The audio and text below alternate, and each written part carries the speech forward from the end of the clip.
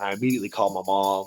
I'm like, you're not going to believe this. And she's like, really? I was like, we just delivered our baby girl on the side of the road. And she's like, are you serious? I'm like, yeah.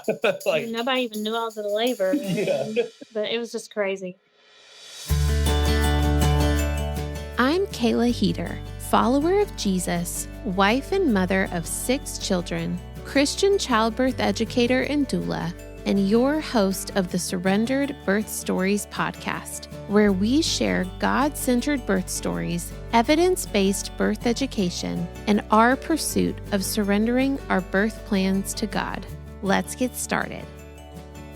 Hey everyone, I hope your week is off to a great start. As my husband likes to poke fun at me and say that I always say that, but I really do. I really hope your week is off to a great start. It's supposed to be a stormy start here in central North Carolina. I record this ahead of time, but we are forecasted thunderstorms for Monday, so we'll see. I actually kind of love a good thunderstorm. So anyways, just got home from birth class, which, is like my favorite thing. Love, love, love. Tonight we taught all about the interventions, the risks and benefits. We talked about inductions, what situations you would actually agree to one, and why you shouldn't for all the other reasons they give you. We deep dive into it, guys. It was a almost 3-hour class tonight. It was fantastic. I think those students are much more educated than they were when they came in the door. So, happy teacher over here. I wanted to mention something, actually. I've been thinking about doing this. So, in the past, we've done a couple of Q&A episodes where we've answered like several questions in one episode, mostly about birth stuff, also a couple like faith questions or personal questions and stuff. But I know you can put on your stories like a little question box. And so I'm going to put that on my stories this week. So I want you guys to look out for it and ask me a question and I will answer it in next week's intro. And if I get like a lot of questions, then I'll just have to pick some.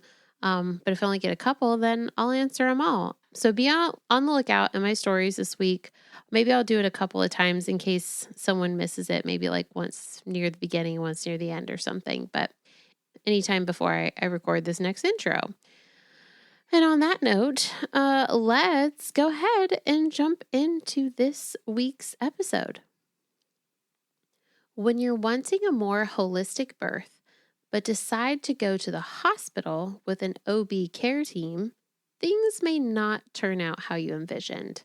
So, for your second birth, you hire hospital midwives, thinking that will be better than the OBs, but then realize, actually, they're not that much better. But then, in the midst of your labor, you accidentally have your baby on the side of the road, just you and your husband, and you realize that you never needed the hospital anyways, only God and his angels. So you land on a planned home birth for your third. Find out the details of these 3 totally different birth experiences in today's episode with husband and wife duo, Mitchell and Molly. Welcome to another episode of Surrendered Birth Stories. I am your host, Kayla Heater, and I have Molly and Mitchell with me today. Why don't you guys just take a minute and introduce yourselves, tell us about your day-to-day life, and help us to get to know you a little bit. I'm Molly Dorset. I'm a mother of 3. I'm 30 years old, and I used to be a hairstylist, but now I'm a stay-at-home. And I'm Mitchell Dorset. I am a transmission lineman, which means that I work on the big, heavy power lines that transmit power across the country. So I travel for work a lot. So unfortunately, Molly does a lot of the work pretty much on her own till I get back on the weekends and try to piece everything back together when I So get you're home. gone during the week, like Monday through Friday? Yeah. As of right now, sometimes he comes home, but as of right now, he's gone through the week. Yeah. Wow, that is really hard.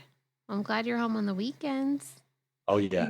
It's nice. It really does put things into perspective, though, because, God has let me know that, like, hey, these are important times. And it really makes the time that we spend together as a family just so much better because the phones go down, technology pretty much goes away, Yeah. and it's just us for the weekend. It's great. That's And you right. can really connect. That's great. Well, let's dive into your birth stories. So, Okay. how old is your oldest? 4, he will be 5 next month. Okay. All right. So let's go back 5 years. Mhm. I bet that was a 2020 baby. Yep. Let's take it back to 2020. Tell us the story. What was it like getting pregnant with your first? So, first of all, when we got married, we didn't really have a plan on like when we wanted to have a baby. We knew we wanted to have kids, but we didn't really know when. So, we didn't really use protection or anything. We're just like, whatever happens, happens. And then about 6 months, maybe later, I was like, okay, thought I would get pregnant by now. So, this is kind of weird. And a year went by, and then I was really worrying. And then we got into working out. We both lost some weight. And then I finally, after a lot of pregnancy tests, figured out I was pregnant, and I really couldn't believe it. I remember holding my stomach weird, like I had to relax my stomach and be like, wait a second, I got a baby in there, I gotta relax. But I was at home, I took the test and I called him, and he was in the yard looking for his keys. Yeah, I'd laid the keys down or somewhere, lost them somehow, and I was in the yard, and I got a call, and she's crying, and I'm like, "Is everything okay?" She's like, "I just need you to come inside." In my head, I'm like, "She's crying. That's something is terribly wrong," you know. And so I was like, "I'll be in there in a minute." She goes, "I'm in the bathroom." So I walk inside, So and lots of things are racing through your head at this minute. yeah, I was like really confused, and I walked in, and she's like standing in the bathroom, just sobbing. I'm like, "Is everything okay?" You know, she's motions towards the countertop, and I look, and there's a pregnancy test, and I get a little, I walk closer, and I get a closer look. There's 2 positive lines, and I'm like, are you pregnant?" She's like, "Yeah," and I'm like, "Oh my goodness, you're pregnant. This is real," you know. And we just embraced, and she cried, and I cried. Yeah, we were very 'Cause happy. at this point, it was like 2.5 years of Yeah. marriage, and we, this is the first And positive. I would say the last year we were actually trying. Yeah, for sure. And we were really, really thinking something was wrong because we were like, surely we should be pregnant by now. But then it happened. Yeah. But I took that test the day after I got sent home from work for COVID shutdown. Oh, wow. Yeah. As soon as I find out I'm pregnant, I got morning sickness for 2 months. So the whole time I was sitting at home, I was sick. I never threw up, but I just felt sick to my stomach the whole time. It was miserable. So you didn't have to be at work during that time though, Yeah. because No. well, that's good. I mean, yeah, it was a blessing that I didn't have to go to work, and he still worked because his job was, important. I guess. What was it? What was the term they used? Essential. Your job was essential. Some people thought my job was very essential, but it was not. Really, the worst part of the pregnancy was the morning sickness because I was so sick. I didn't want anything to eat, and I asked Mitchell, I'm like, "Can you go get me a bagel from downstairs?" He's like, "Yeah, I can get you." And he's great. When I'm pregnant, he'll go get me anything. And he went and got me a bagel, and I'm like, "Warm it up." And then he warmed it up in the microwave. And I don't know if you've ever tried warming up bagel in the microwave, but it don't work. Mm-mm. It makes it rubbery or something. But so I cried because he come in with this bagel, and I was crying. I was like, "You're so sweet." And then I took a bite of the bagel, and I realized he warmed it up in the microwave, and I cried because it was not good. Mm-hmm. Sounds like pregnancy to me. Oh, yeah. Mm-hmm. Oh, yeah. Okay, so you guys have been trying for a while. It took a long time to get pregnant. So once you were pregnant, did you have an idea of like, this is what kind of birth I want to have? This is where I want to deliver. This is who I want my care provider to be. Like, had you thought about that in the waiting period? Or was it all like something you figured out once you were actually pregnant? I don't really remember putting a whole lot of thought into it. I know I wanted a more holistic way, but I really didn't know how that looked. Like, I knew I didn't want to do the epidural or anything if I didn't have to. And I even told him, I'm like, "Look, if I get to the hospital and I'm begging for that epidural, don't let me have it." I kept telling myself, God made me able to do this, so I should not have to have an epidural. So for some reason, I feel like I made it an even worse thing than it really is.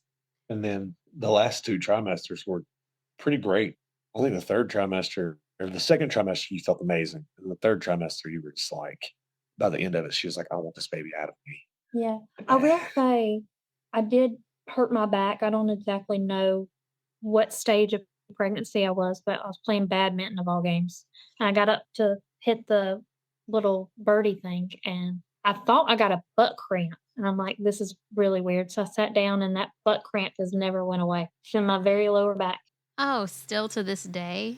Yes, I think it's the SI joint. I don't know, but I've been trying to work on it.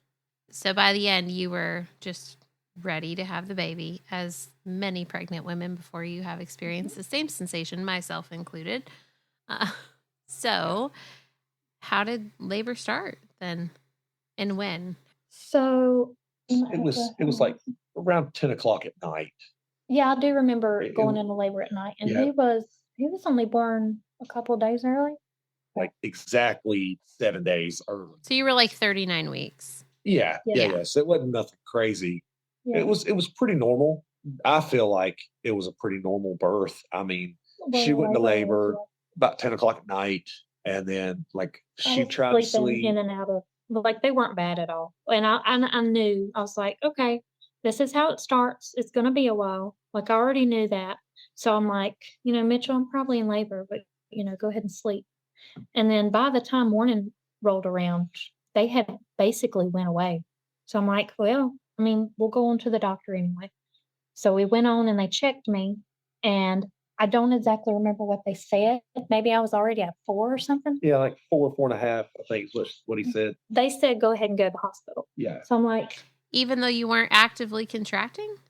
yeah. And by the time, whatever they did to me, started contractions more. I bet they gave you a membrane sweep. I'm sure Yeah. they did, because whatever they did, got things going. Yeah. And even then, I'm like, well, we don't have to rush to the hospital because your first baby takes forever, I've heard. So Right. we got to the hospital, just taking our time. Yeah. When we got in there, I walked forever. I just remember walking, and it just slowly progressed throughout the day. I mean, slowly. And was it just the two of you? Yeah. Yeah. It was during COVID. It was during COVID. Oh, that's right. So no one else Yeah. could come anyways. Everything was shut down, but it was great. Yeah, was we loved amazing. it because Yeah. we didn't want no visitors anyway. You wanted the privacy. Oh yeah, Yes. When it started getting real bad, he was getting so hungry. because the hospital didn't provide food for the husbands. It was just, I think it was For like the wives. one meal for the husband, and then like Well, I couldn't eat anyway because I was and she couldn't labor. eat. Yeah, and I was starving, and I asked her, I was like, "Do you mind if like I get my mom to bring something?" And she's like, "Yeah, please go eat something." I'm like, all right, cool. So I told her, bring me a Philly cheesesteak from the local restaurant. She brings it, and then I'm like, I have to go out of the hospital to go get it because she's not allowed up. I was like, Right. are you going to be okay? And she's like, You better be hurrying Yeah. up because Yeah. at this You point, better sprint. I need you through these contractions. So I went as fast as I could, but she had 2 contractions while I was gone. No, I don't even think the contractions stopped. Like in my head, they never stopped. Like I kept hurting the same. The whole time he was gone. Yeah. And so when he come back, I'm like begging for the epidural. Oh, And so I got the epidural. The evil epidural. Yeah. And then they put me on my side and put the peanut ball in between my legs. And not long, like not even an hour, I wouldn't No. say. I will say the epidural made me itch all over, and I couldn't even breathe. Like I was allergic to her or something. And I felt like I was going to pee myself the whole time. Did you have a catheter? I think I did. Yeah. I'm sure you did. Yeah, because they have to empty your bladder for you because you're not allowed to Yeah. get up. But that was very uncomfortable. I Well- wasn't in no pain no more, but I was very uncomfortable. And it wasn't long. I mean, it really wasn't long. I called. I was like, "Hey, she's going into labor," and they're like, "No, they're fine." The nurse comes in and she checked her and said, "Oh yeah, you're about to start pushing." And then, Oh, yeah. Well, Yeah. so how dilated were you, do you know, before you got the epidural?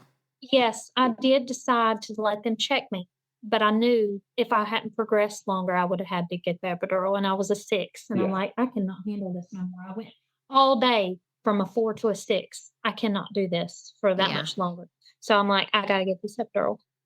But then once you got it, you dilated very quickly. quick. Oh, Yeah. yes, very quick. I guess because my body was relaxed because I was so tensed up. At that point, I did not know how important it was to let your body relax Yeah. through these contractions. So it wasn't long. I told the nurse my water broke. She's like, I don't think so. And she looked up on her and she's like, oh, yeah, your water broke. Let me go get the doctor. And so they come in and I pushed from 45 minutes Yeah. maybe, and he was out. It wasn't long.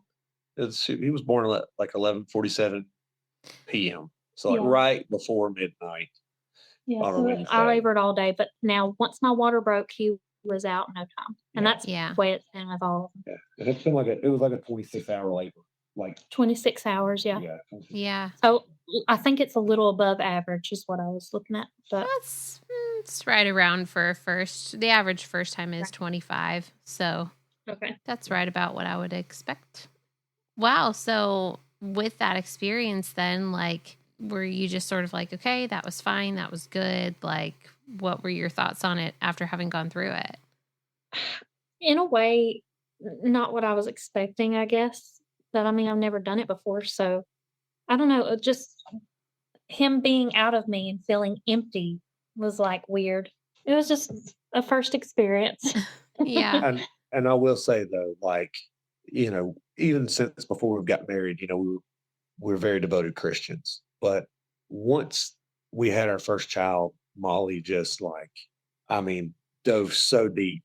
I mean, it was like 24-hour, it was like a 24/7, just reading God's word all the time. And I just felt I seen her transform into just like this amazing Christ-led mother. I will be 100% honest with you.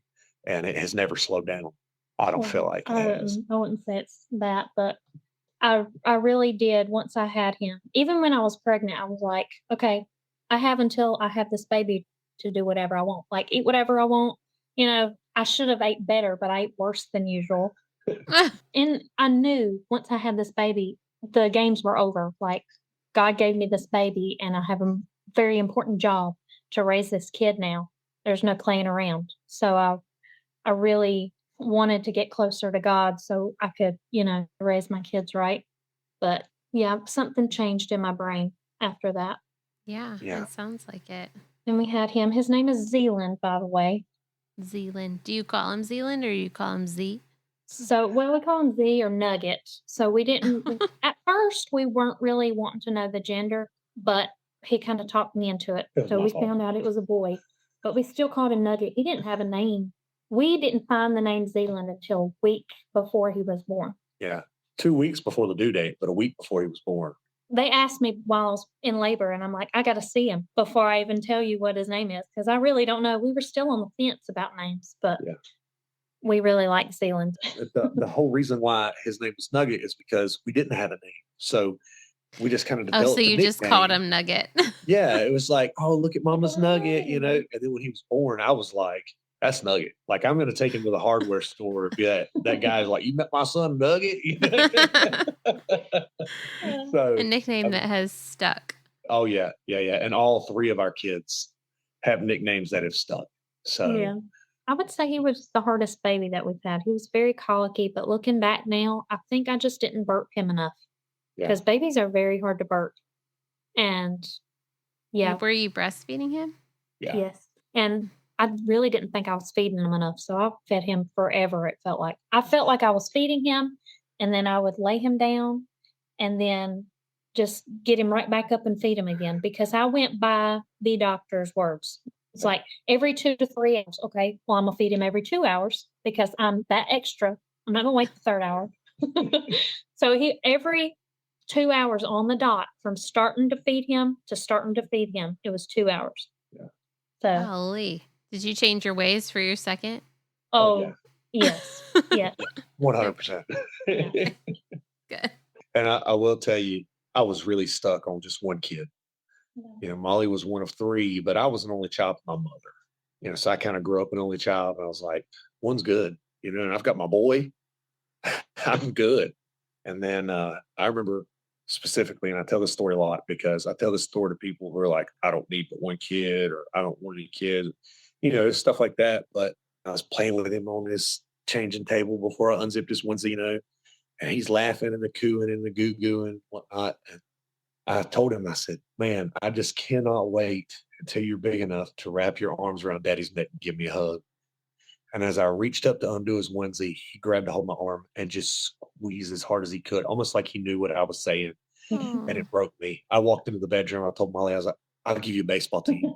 I'll give you as many kids as you want. However many you want, you can have. Yeah. So it didn't take long for us to get pregnant with our second. Oh. I Yeah. think Nugget was 10 months. Yeah, he was 10 months old when we found out we were pregnant with the second one. Yeah. And I've always wanted 3 or 4 kids anyway. Yeah. But so yeah, with the second one, I kind of knew I was pregnant already. I was like a few days late on my period. So I took my friend to the Walmart, took my pregnancy test in the Walmart and come out and told her. And she's like, "You just took a test in the Walmart? What?" And I told her I was pregnant. So she was the first one to know. Yeah. I had a Cool redneck really story. I had a really cute way to tell him. We were just in here and I had put the test in Zealand's diaper and I opened it up, like acting like he pooped like a big blowout. I was like, "Mitchell, come here." And he came. I And came in there. I was like, what? She goes, look. And I opened it up. And at first I thought it was like a butt thermometer. I'm like, yeah, what do you, he what rolled his eyes at me. He's like, "What the heck?" And then he opened it up again. He's like, are you pregnant? it was so cute. Yeah. Whether you are pregnant with your first baby or wanting to have a different birth experience for a subsequent delivery, this is the fully comprehensive Christian childbirth course for you, the Surrendered Birth Course.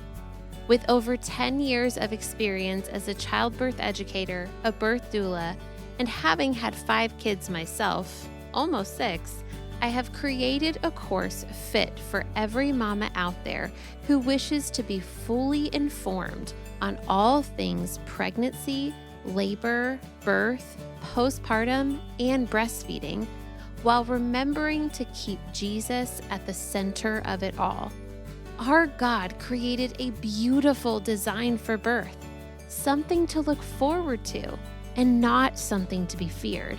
Not only will this course get you prepared for your birth, but it will also get you excited for it.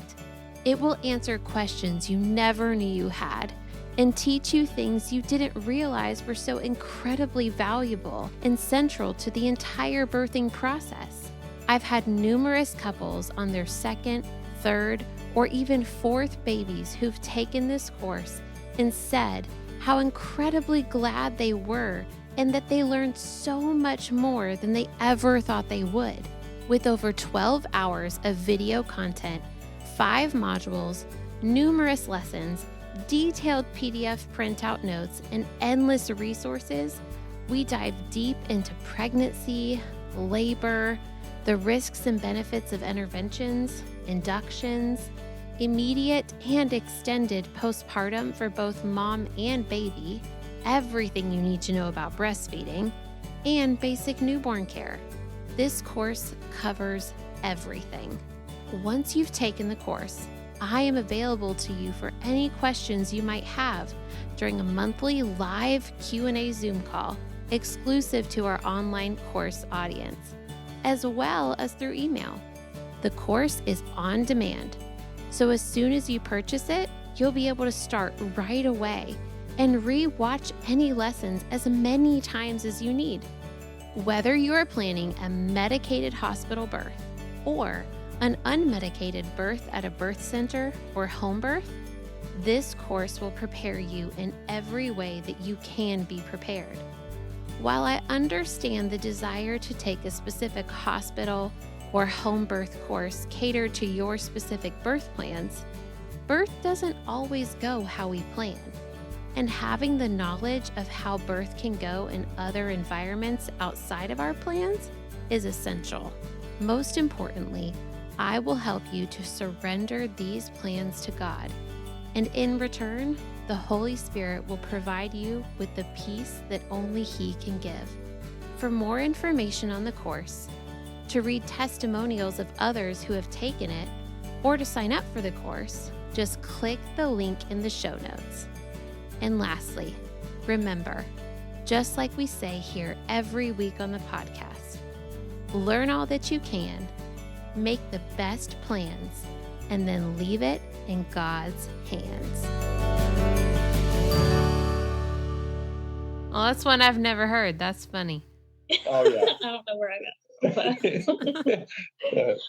But I knew that time around, I wanted more of a holistic approach. Like, I didn't like the doctor, so I went to Lyndhurst with the first one, and I didn't like them. They made me feel like I was stupid. So I wanted a different place. So I picked Novant Midwifery with the second one. And really, it was the same thing. But it's not like I was going to switch because I'm like, they're probably all like this. I'm just going to stick with it. And there was really only 2 or 3 midwives, and I didn't like any of them. The first time, Zealand, my favorite doctor at Lyndhurst, delivered him. So that was cool. That's amazing because they have like 20 doctors or something. Yeah, there were a lot. And she was the only one I liked, and she was the one that delivered him. So that was awesome. And so with the second one, and we named her Peanut, by the way, because nicknamed her because we didn't want to know the gender, and we didn't find out the gender. I really don't know why they call them midwives because they really weren't different. But anyway. So we call those midwives. Midwives. That makes a lot. They're technically certified midwives, but they work in the medical model. So, yes, we like to call those midwives. Yes. Okay. That's cool. It's not an official title. It's just how we refer to them as like medicalized midwives, if it, where they're operating basically as the same as an OB would. Right. Okay. So with her, I had a lot of Braxton Hicks. I don't remember having any with Zealand, but I did. Totally normal. A lot of times with your first baby, you don't have any Braxton Hicks or you don't have any contractions till you go into labor. And then your second, it's like they start way ahead of time and you get all these lovely practice contractions getting you ready for labor. Yeah, I remember coming home from work, and I worked too much, to be honest, but like I would come home from work and immediately sit down on the couch, and they would start up like almost clockwork every night that when I was getting closer to having her. And I'm like, well, I ain't even going to really know when I'm in labor because these things are happening all the time. But they weren't really painful. It was just like tightening. Yeah. But so when did you go into labor with her? So she 5 days early. was 5 days early. Yeah, I'm the one that remembers like most of the time. Ashley's the one that remembers all the dates and times and this and that. Yeah. It's me in this relationship. Mitchell, that's why you're here. You're here to tell us when everything happened. Give us all the facts that she can't remember because she was pregnant and in labor. They took my brain. It does take your brain. It really does. This one thing that said, your kid, when you have a baby, they take 50% of your brain. And it really feels like negative 50% of my brain is still there. 50%. I haven't heard 50. That's a high number, but maybe like 20. Yeah. Yeah, probably. But it really does feel like I'm in the negatives right now. Well, you are. I mean, you're in the throes of having like 3 small children. Yeah. So yeah, I definitely get that. Yeah. Okay, so 5 days early, you go into labor. When does it start, like time of day, and how does it start this time? So I will say before it started, I was eating dates like every day. Oh, you were doing the 4 date or 5 thing. dates a day. She had done so much more research. Red raspberry leaf tea. I was drinking that. I was making me a smoothie with that stuff in it. So I think this has something to do with how the labor went. But so I woke up at 2 in the morning, right? It was like 2 o'clock. But I really felt like I was constipated. I'm like, okay, I'm hurting. I got to go to the bathroom. Couldn't do anything. So I got up and ate a date. I don't know why I thought that would help. So the date is not a prune, but yeah. So I got up, ate the date, and I come back to the toilet, and I realized I was in labor. I'm like, okay, these hurt way worse than when I first had contractions with Zealand, like really bad. I could only do like 3 contractions on the toilet because I heard that those contractions are good, like to get going. And I'm like, all right, this is way too uncomfortable. So at that point, I woke him up and was like, hey, I'm in labor. Go back to sleep because, I knew it would take, or I thought it would take a while. Because we were 26 hours later, 26 and a half hours the first one. Yeah. She's like, Right. yeah, we got time. Yeah, so I go in the living room and get through some contractions, and they're getting really bad. So I call him and tell him, hey, I need your help through these contractions now. They're getting really bad. 4:30, 4 o'clock. Yeah. 4 Okay. o'clock when you come in my living room. He helped me through some. We decided to go ahead and call the midwife. She didn't answer. So we, sat through a couple more contractions, and then I think we called her again. Yeah. No We answer. called her twice. But she never answered. 'Cause I think the second time we called her, we were like, okay, we probably need to go on to the hospital because something's not right. Like I'm in that much pain. Because I asked her, I said, how much pain, like, how do you feel? And she said, and I quote, I feel like I did right before I had the epidural with Nugget, which meant like at the 23-hour mark, she was feeling this at the 2-hour mark. Yeah. And I'm like, something's not adding up. Like either something's wrong or this baby's coming. We need to get to the hospital like now. And so we did try to call the midwife twice, no answer. Yeah. And we finally just decided we got to go. Yeah, and we called my dad because so he could come and watch the little one while we went, and he just lives right down the road. So we done left before he even got here because like I was so scared. I run in here just to get a bra on real quick, and I had to throw myself on the bed because I was getting another contraction, and that was the worst contraction. And I laid on the bed, and I was so scared thinking of being in that much pain all the way to the hospital. I was terrified. Of the car ride. Yes, because it was hurting so bad. Like, I'm not going to make it through this car ride if these contractions hurt this bad. But was your plan to still have an unmedicated birth without an epidural at this point? Oh, yeah. Yeah, I definitely didn't want, like, I had researched some more of the pain management of, like, relaxing and stuff, like, just letting the contraction do its thing. Yeah. So, and I think that's kind of what helped me get there faster, I guess, with this one. So after that contraction on the bed, I ran out to the car and I didn't make it to the car, and I had my first pushing contraction in the driveway. And when I have my pushing contractions, apparently I scream, except for Nugget because I had the epidural, so I wasn't feeling it. But I was screaming, and I remember thinking, oh my gosh, my neighbors are going to hear me screaming. And it's like 5 a.m. at this point? It's like 4:30, 4:45, something like that. Yeah. So he comes out of the house with a towel because he went back in to get a towel. I was like, if your water breaks, we have leather seats.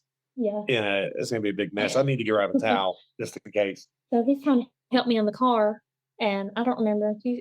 I was like, honey, she was like not having a contraction. She was exhausted. I was like, honey, we have to go. Like, we've got to get in the car.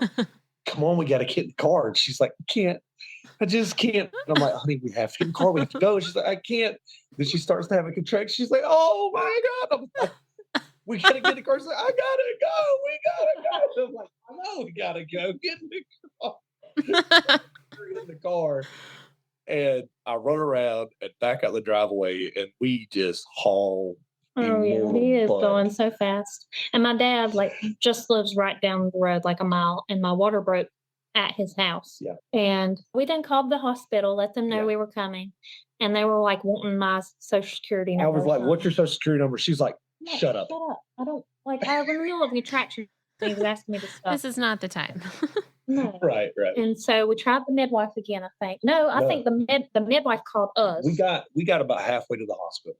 Yeah. And when I say halfway to the hospital, it took me all of like 12 minutes to get halfway through a 45-minute drive. That's how fast I was going, because I was like, I do not want to have to deliver this baby on the side of the road.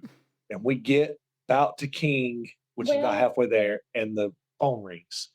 And as I answer, she says, "Hey, this is Tammy with No Mop Midwifery. I got a call." And I was like, "Okay." And as I start to speak, Molly screams, "I feel the head." And I was like, "My name is Mitchell. My wife Molly is in active labor, and she feels the head, and I don't think we're going to make it." She said, "You need to pull over and call EMS." And I was like, "What's the number for EMS?" She's like, 911. I just immediately hung up and dialed 911. They answer. I go to the same spiel. It's like, "I'm going to pull over, Westinghouse exit, da da da." He's like, "Okay." And he talks me through the whole process of delivering. Catching your baby. Yeah, exactly. At one point, he said, "You need to have plenty of towels available because this baby's coming." And I was like, I'm in the car. on the side of the road in the pitch black. There's no way. So I just ripped my t-shirt off and then commenced to help my wife deliver our baby girl on the side of Interstate 52 in Rural Hall, North Carolina.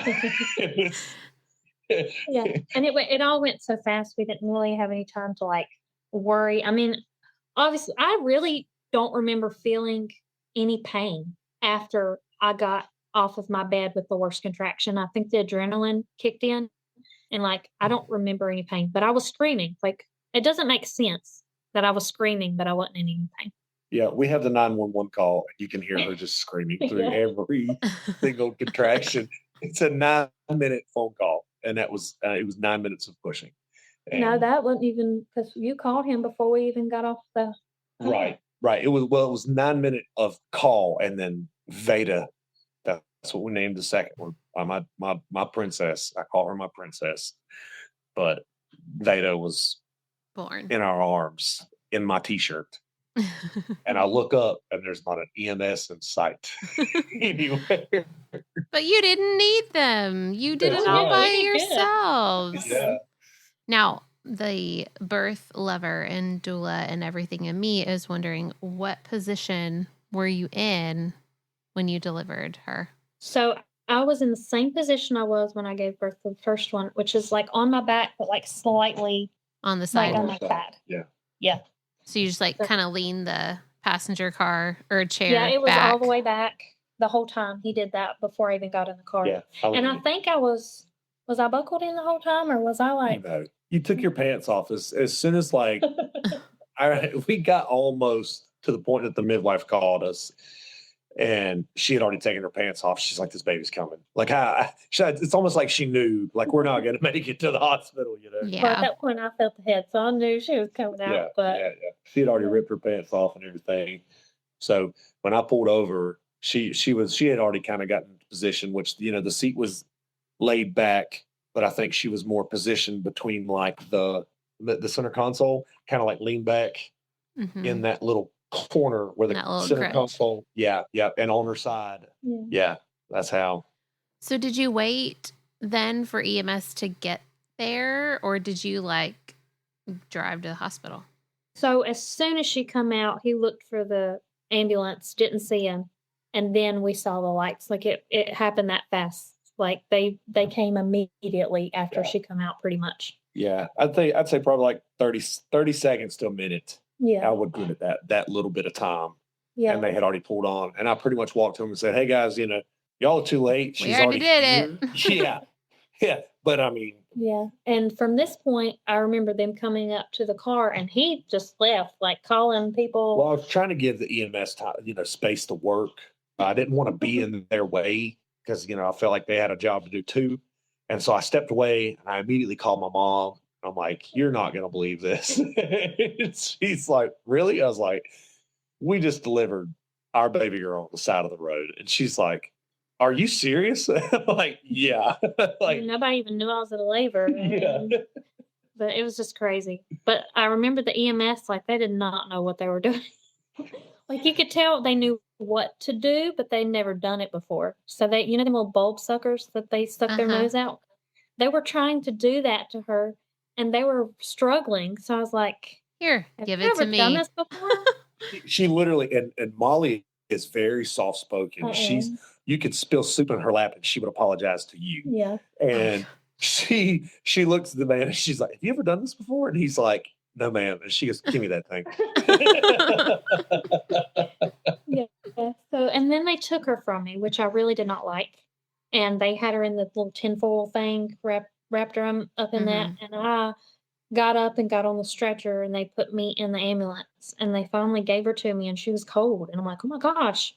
So I warmed her up, with my body heat and she sucked her thumb the whole way to the hospital. Yeah. It was so adorable. And he followed us there. And by now my back was really hurting because of the placenta. Placenta hadn't come out yet. Yeah, I'm Yeah. assuming that's why my back was really hurting. So I remember complaining. I'm like, "Hey, my back really hurts." And they finally get us into a room and I deliver the placenta shortly after we get into the hospital room. And I remember I was so hungry, and we had some snacks because we already packed our hospital bag and all. So I think I may have ate some snacks, but it wasn't quite 7 o'clock. You couldn't eat breakfast until then. So I was like, I remember like, I need some food in me now. It's like, I'm starving. Well, yeah, you just had a And- baby. Right. And then we wanted to go home. Like, we're like, hey, we did this. Like, we didn't even need you. Can we go home? And Well, they're Right. like, yeah, you can go home. You'll have to sign this paper and we'll have CPS CPS, come yeah. to your house. And I'm like, I Oh. do not want CPS to come to my house. That threat, yes. Yeah. So we just Mhm. stayed. I'm like, whatever, we'll stay. So You know that CPS doesn't necessarily come to your house. A lot of times they get those. They make the threat to make you stay, not because CPS is actually going to show up. But well, Yeah. that's nice to know. But I like don't even want any reason for my kids to be taken away from me. I just feel like they're well, gonna show up here which on a is bad why they day. use that, because they know it's very strong. Yeah. So I was like not even gonna take any chances, so we stayed. But And she was healthy. There was no, I mean, she was perfectly she was fine. perfect. She was perfect colored, no jaundice. She was active. You know. and She we latched looked at her- well. Oh yeah. Oh, like a champ. Zealand was his latch was horrible. She was a pro right to begin From with. the I'm telling you. start. Yeah. The best baby that has nursed It was so amazing. far. Yeah. So did they at least let you go home the next day? Yeah. Okay. Yeah. It was like 11 a.m. But yeah. Mhm. As soon as we got discharge papers the very next day, we're like, let's get out of here. Bye. Bye. We were out of here. We didn't need to be here in the first place. Right. Mhm. So, Clearly, we didn't need any of this. yeah. So that is funny. It's always a second time mom. Always a second time mom who has their baby in the car. Because that's what you're thinking. You're thinking we have all this time because the first one took so long, and then the second one just kind of springs up on you like that. I'd say that red raspberry leaf tea did you some good. Oh yeah. Oh yeah. I really think it was that and the dates. Yeah, that's so funny. All the dates. I will say the only labor that I ever really got very serious with the dates was my precipitous labor, was my 2-hour labor. So maybe there is something to that.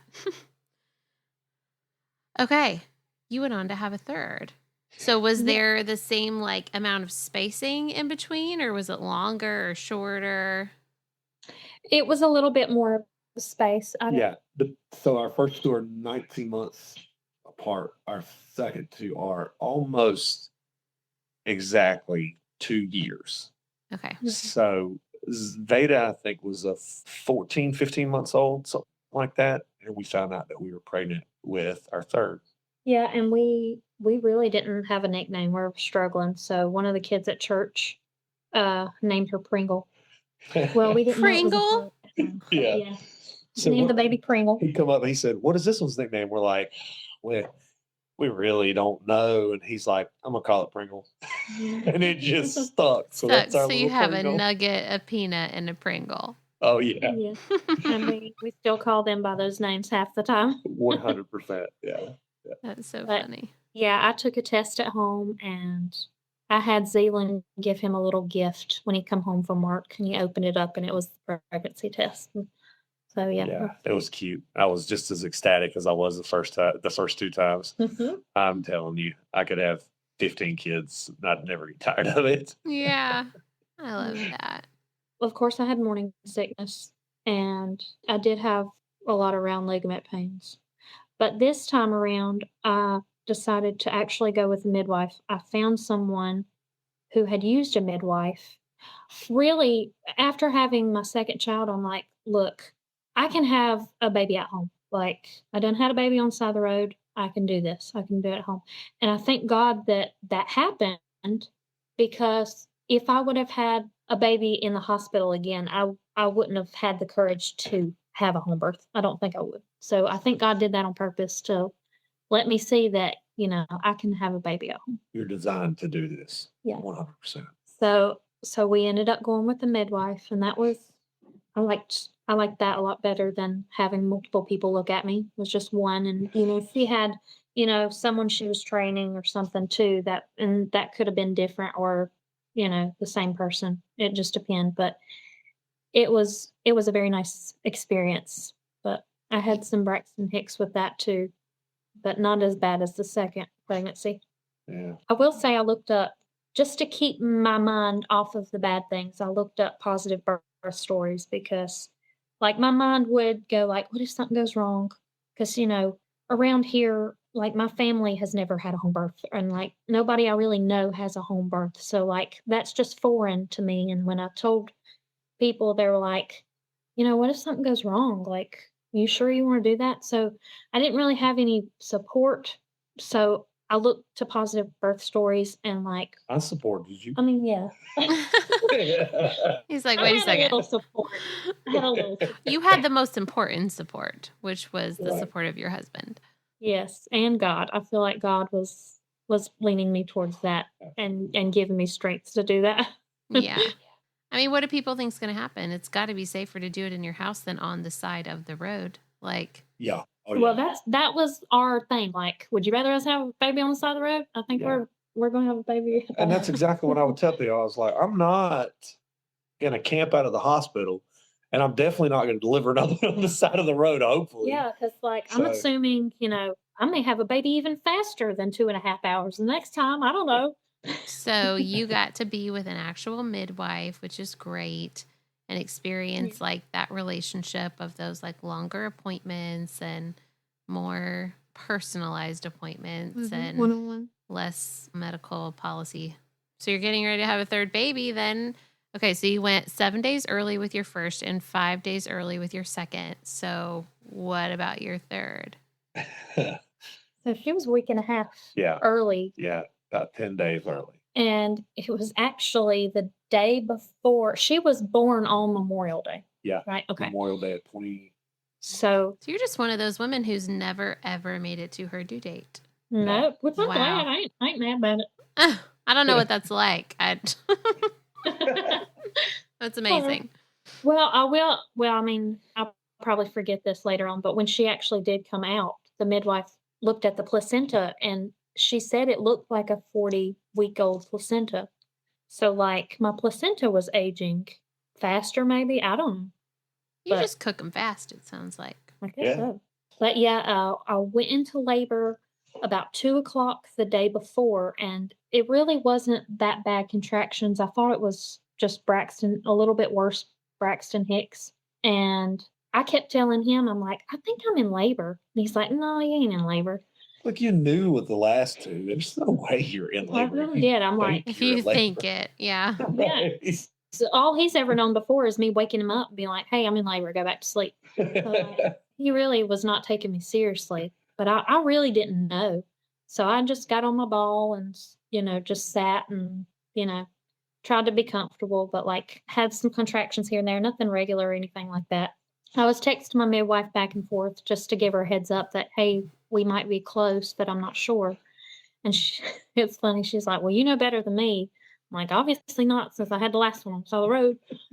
But being it the day before Memorial Day, his family is like, hey, let's come to your house and have a get together.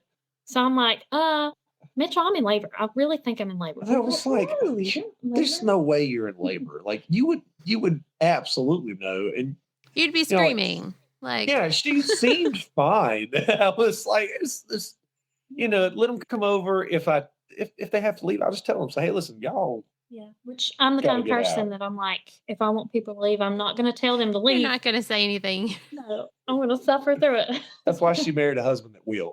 Yeah. He's my man. So what time of day is this then? This is like the night before Memorial Day now? Yeah, this is. Yeah, it's getting closer to the night, and It's like 6:30, 7 yeah, o'clock. everybody comes over, and I don't know, they've kind of calmed down, so I'm like thinking, well, maybe I'm not in labor, and then they start picking back up. Everybody's in our basement, and his aunt's in a wheelchair, and it's hard to get down to our basement. It's not paved or anything. It's Oh, grass. so they weren't going to come over the next day. They were coming over like No. right then. Oh yeah, Oh, they yeah. were coming over right then. Yeah, Yeah. and Okay. and then it starts pouring down rain, and I'm like, oh my gosh, she ain't gonna be able to leave my house because it's gonna be muddy, and she can't get her wheelchair up there, and I'm freaking out. And right before this rain started happening, I had a really bad contraction. I'm like, I know I'm in labor. It built up for like 3 contractions, but the last one before I was freaking out was a really good contraction. And then it started raining. I started freaking out, and the contractions just went away because I was freaking out. I Because of think. your adrenaline, yeah. Yes. So I told him politely, like, yeah, everybody needs to leave. That's And awesome. he was not in a rush about it at all. But everybody, finally left. We went to bed. I do think we got some sleep. I don't remember what time we Yeah. woke up. We went to bed probably like 9:30, something like that. And I'm pretty sure it was somewhere around 2:30, 3 o'clock. And she woke me up. She was like, this is the real deal. Like, Yeah.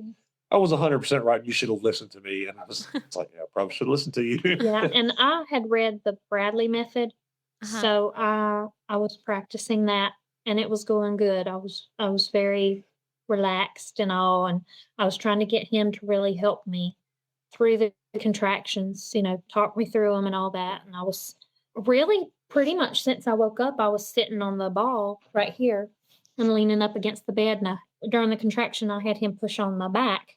And the midwife got here. We actually went back and forth, like, should we call the midwife? Should we not? Oh, no. And No, he's no. We like, didn't go back and forth. No. She was like, I just don't want to call the midwife. I don't want to bother her. I was like, Molly, we paid this lady to be bothered by us. If you Well- think she's close, you need to call this one. You're like, I'm not paying her, so I can deliver the baby again. Like, Yeah, exactly. Well, I didn't want it to be like another 26-hour labor, and she's just standing there for 20 hours. So I took that into consideration too. But they got here an hour before I had her, so that was perfect. perfect But they time. got here, and he's pushing on my back. I was sitting on the ball, and the midwife kind of was like, "Well, maybe you should switch your positions up." And I'm like, "Okay." And like I wanted to go to the bathroom before it all started anyway, so I wouldn't make a bigger mess because I'm in my bedroom. So I get up, and I realize that I'm in the pushing contractions now. I didn't even realize when I transitioned because I guess he was pushing on my back so hard. You just Yeah. were so relaxed, you didn't even know you were in transition. Yep, and I don't even think I really mentioned anything to anybody, but I just went to the bathroom, and I had some pretty bad contractions on the toilet, and the midwife was like, "We gotta get her off the toilet. We're about to have a toilet baby." She could probably So- hear you making some special noises. Yeah. Oh, So, I wanted to have her on the bed, but I didn't make it. I had her on the floor right here, but I was on all fours when I had her. yeah. I remember trying because she had the ball, a yoga ball, the exercise ball, and she had like rolled up on the exercise ball, and as she's going through these, pushing contractions, she kept wanting to like fall Yeah, back. I wanted to sit down on the baby. So I was like in front of her, like hooked her armpits and was like trying to roll her back over the ball so she wouldn't sit down on the floor. Like, don't was sit hard. on our baby's head. Right? Yeah, I wouldn't want to give birth in that position again. That's just kind of what happened. I wanted to get on my bed, but it just didn't happen. Yeah. But then I think her head was almost out before my water broke. Oh, nice. I felt like the pushing contractions, because I didn't have as much adrenaline running, they really hurt. Like pushing her out really hurt, worse than the second baby. But like I said, I didn't really feel pushing the second baby out because I had so much adrenaline. Now, did you do all the dates and the red raspberry leaf tea for the third one? No, not as much, because I think I started having like painful Braxton Hicks, and the midwife was like, "You need to back off on some of this stuff." Oh, okay. Probably because she was like, "You're going to have this baby too early." I don't know. So I think I did a little bit, but Not as much. yeah, not as much at all. So what was that like then, having a home birth and not having to like go to the hospital and be around all the people and everything? Well, it was awesome. I mean, he just went in, got me a snack. I wanted goldfish. He just got me goldfish and drink, and he got himself some sweet tea. Even during labor, she's Yeah. like, "I want some goldfish." I'm like, "Yeah, you get some goldfish." Yeah, So whatever got her you some want. Yeah, right. Yeah. There's no hospital to tell us you can't eat. Nobody know, poking so- me with a needle or anything. Yeah. Yeah, it was very nice. And then after the baby was here, we just cuddled on the bed, all three of us. Our other two children were still asleep in the bed because it's still like 5:30. I think she was born at 5:37 ish, something like that. Yeah, I know, didn't wake them up because I was screaming. So I didn't. to start with. And then Yeah. she was like, no, low hums. Yeah, she was Mhm. teaching me how to scream. And yeah. So she And was she like, had to remind me every contraction. ooh, ooh. Mhm. But yeah, and she come out screaming, I'm telling you. And still to this day, she's She's the loudest. loudest. Oh, man. She'll make your ears Ooh. bleed. Yeah. How old is she now? She, It's like 19 months. Okay. Yeah, that's, About 19 15. months. 19 months old. Yeah. yeah. Yeah. And then she latched perfectly. She did a good job latching. Not as good as my second child, but she done good. Yeah. He took to it pretty good. That sounds And- amazing. And we named her Xenia. Like the flower. Aw. I will say the nicest thing about having a home birth, number one, there's not so many people, but once we had Xenia, we were home. There was no nurses coming in and poking and prodding and saying, hey, get some rest. And then every 2 hours they're coming in to wake us up and poke the baby Yeah. and poke us. And I will say it was kind of cool because we didn't know the gender. They threw me a shower. My grandma took it upon herself to like do these little flower packet favors to hand out. Well, there was one packet of zinnias, and we already had the name picked out. If it was a girl, it would be Zinnia. And I'm like, we're having a girl. yeah, because I the think that's like a zinnias was sign. like right on top. Like it was this basket full of wildflower assortment seeds, and right on top of the pile was a packet of zinnias. The only packet of zinnias in the entire mess of flowers. And my grandma had no idea what our names were going to be. And she So looked at me and she goes, I think we're having a girl. I was like, oh, that's God telling us, like, you best get ready because Yeah. it's going to be an estrogen till the house. I also had two people come up to me and be like, I had dreamed that you're having a girl. So I'm like, it's got to be a girl. Yeah. I'm going to be shocked if it's not a girl. So we Aw. kind of knew it was going to be. Yeah. But after I had her, I did my postpartum, staying home with her, and I decided to go back to work as I did with the other two. But this time around, I slowly got, I don't know, something was off. So I don't know. I just kind of wasn't in it as I was. I don't know how to explain it, but I was losing my brain. I really was, like, really bad. Like, just, the little things like, oh, I forgot my glasses are on top of my head, like, but way, way more often. And it was, like, kind of scaring me. So I decided that I was going to, quit working completely, which was a big step for me because I'm a hairdresser and I had to, like, tell my clients that, I couldn't do their hair anymore.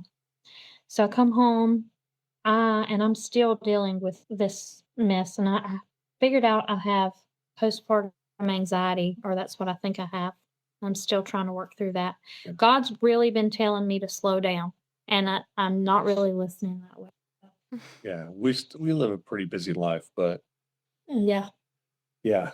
Well, when she came and told me, when she really came to me and she was like, I'm struggling with keeping up with things and I think I need to slow down and I'm worried if I quit my job, we're going to struggle financially. And I told her, I was like, Molly, God is going to support us. God is going to provide.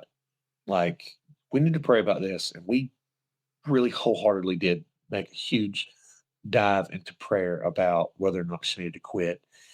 And it wasn't long. I really started making really decent money at my job. And we were just putting her money aside. And I was like, most of your money goes to support, because she's a hairdresser, so she buys everything.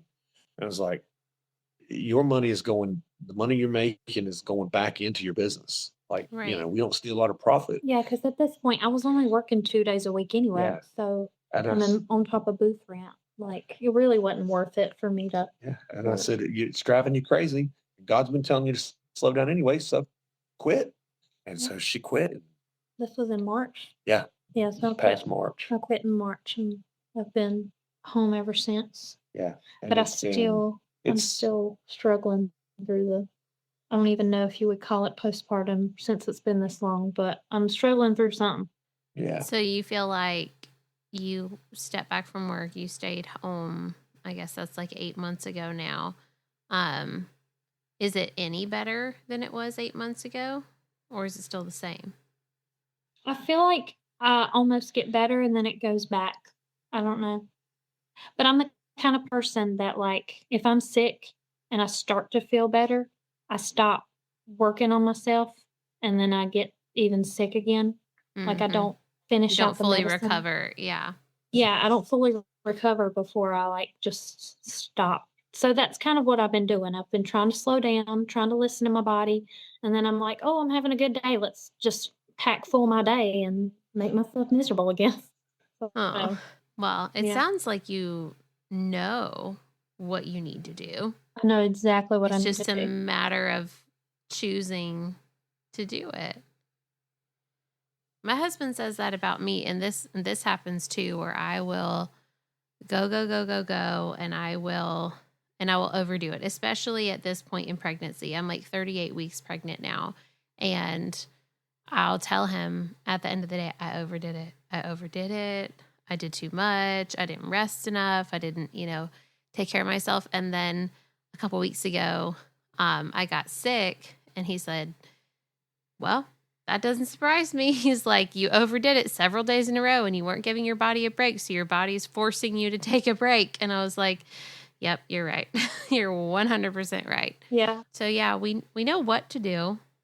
It's having the strength to do it. But sometimes in our flesh, especially here in this world that we live in, as mothers especially, and as primary caregivers, we're the ones who are with the kids most of the time, you feel this obligation to always do your best and make sure you're taking care of them and the house and the meals and, cleaning, cooking, all the things, and yet maintaining relationships with friends and church and like all the things. Mhm. It's not that we're not totally capable, but it's almost like this world that we live in the year 2025 even, it makes it seem like we are doing the right thing and that we do have the power and all these things, but we forget that amidst all of our blessings and our technologies and abilities and opportunities, that we still need the Holy Spirit every step of the way. And we still need to call on him and ask him.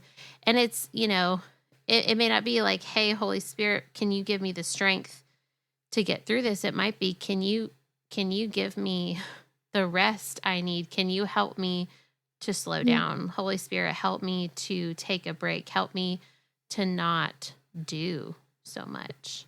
Yeah, and I think one of the things that he's revealing to me is, like, I'm trying so hard to be perfect, and, like, I'm not supposed to be perfect. I'm not Right. supposed to do it all on my own. He's supposed to be there so I can lean on him. I'm also figuring out I'm too much of a people pleaser, I've and noticed that just in our hour-long conversation here based on your stories. yeah. So, I'm working through it. He's revealing some stuff to me. It's just it's gonna take some time to work through it. Yes. So working on pleasing the Spirit and not the people around you. Yes. Except your Yeah. husband. Try and give him a kiss every once in a while. Make him happy, though. She makes me pretty happy. I will say that. I'll say I would You never look like a found out. happy husband. Oh, yeah. Aw. Especially because you're willing to come on here and share. So Yeah. that Yeah. speaks volumes. Especially with Veda and Xenia during the pregnancy, I think both of us have really had a huge transformation in like habitually and intentionally seeking God for strength and patience, Mhm. and it's just he's been teaching us a lot. I'm a very impatient person, and he's really like I catch my kids doing something and I'm like, come on, man. And then I just think to myself, Jesus and God look at me the same way, like, dude, you're doing the same crap over and over. You got to fix this. I'm like, I really should give my son a little bit of grace. So I feel like the patience is there because of perseverance through some of these hard times. And he's really revealing a lot of stuff. My recent Bible studies have really been diving into the gospel and life of Jesus. Mm. And because I know that God is our model as a father, Mhm. you know, as a man, he is my model on exactly who a father should be, you know, Yeah. you know, the grace, the patience, and just realizing, you know, they're little humans. They don't always know better, and you've got to slow down too, because they're learning from you. Mhm. And Right. yeah, I'm trying. Believe me, I'm 100% trying. I do think when you have kids, they teach you the same amount you teach them. Yeah, 100%, if not a little more. Yeah. And I'm a homeschool, so I know I'm going to be learning along with them. Yeah. You're going to do great. Mhm. It's Oh, going to yeah. be wonderful. We homeschool too now. So as we wrap up before we end, is there anything else you guys want to share or any advice that you'd want to give any parents out there? Well, as far as advice, I would definitely say trust God because I mean, we were all meant to have babies. I mean, all women anyway, but we were all meant to have babies. And, it's not necessarily like a medical condition, like to have a baby. You can have a baby at home if you feel like. But now I will say, as long as everything goes good, we'll keep having babies at the house.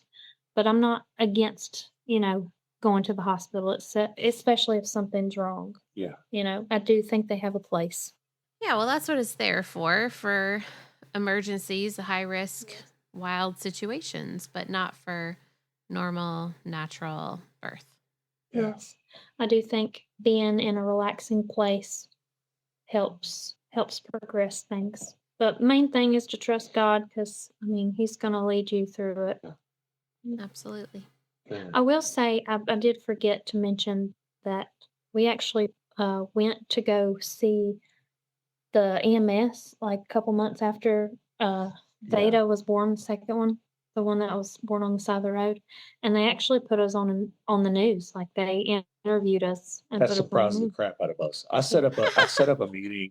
I set up a meeting with EMS because I was like, you know, I really want to meet the first responders, tell them thank you, and really talk to the 911 operator who talked us.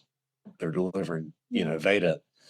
And when we got there, they're like, yeah, so everybody's upstairs, news crew's up there. And I'm like, oh, news crew. What? Yeah.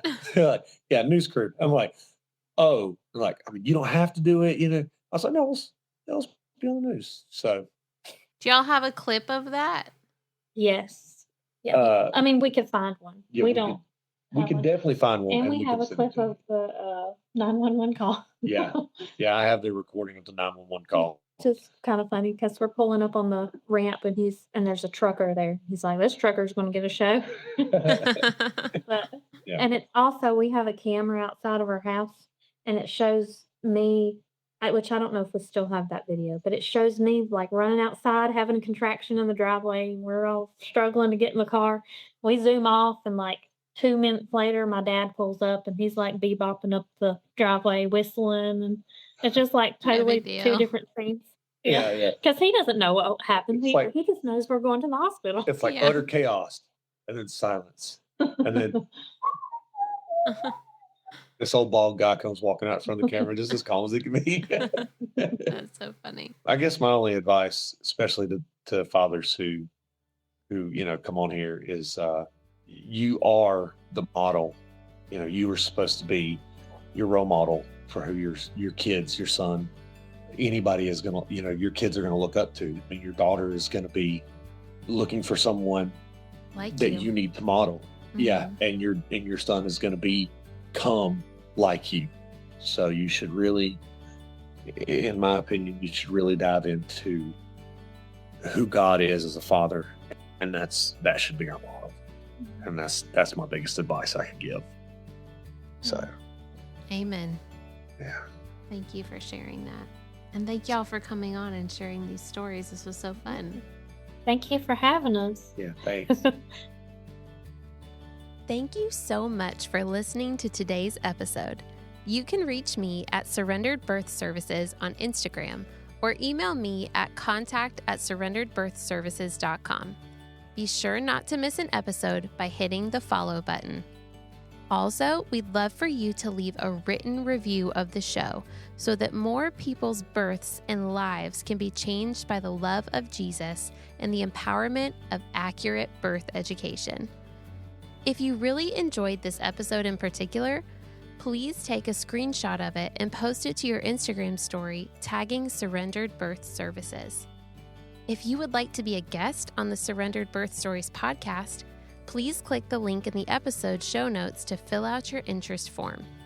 Also, if you're interested in taking my childbirth classes, birth consultations, or having me as your birth doula, please click on the link in the show notes to take you to my website for online and in-person options. Just as a reminder, this show is not giving medical advice, so please continue to see your personal care provider as needs arise. We hope you have a great week. And remember, learn all that you can, make the best plans, and then leave it in God's hands.